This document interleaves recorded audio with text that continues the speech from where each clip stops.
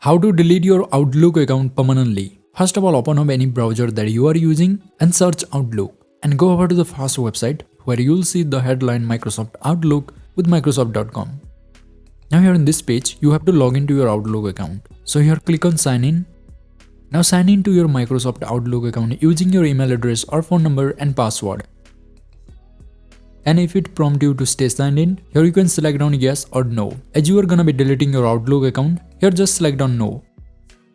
Now you will be logged into your Outlook email account. Now here in this page at the top right corner, select on your profile and go to my Microsoft account.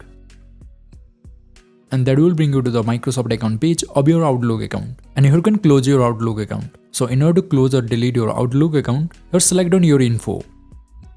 And here just scroll down to account info. And under account info, you will find close account option. So select on close account.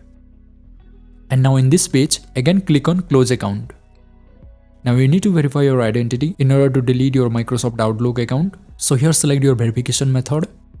And if you have added your phone number as the verification method, here you can enter your phone number. But I had added an alternate email address to my Microsoft Outlook account. So here I'm gonna enter this email address. So let me enter it here. And let's click on send code.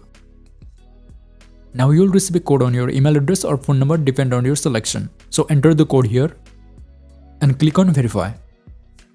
And here select after how many days your Outlook account will be permanently deleted. Here you have two options, 30 days or 60 days. Here I'm gonna select 30 days and now let's click on next.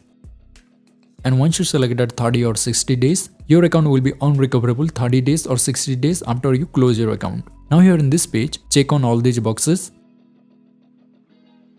And under here select the reason why you want to close your Outlook account. I'm gonna select I'm combining my Microsoft accounts. Once you selected the reason, now here click on mark account for closure.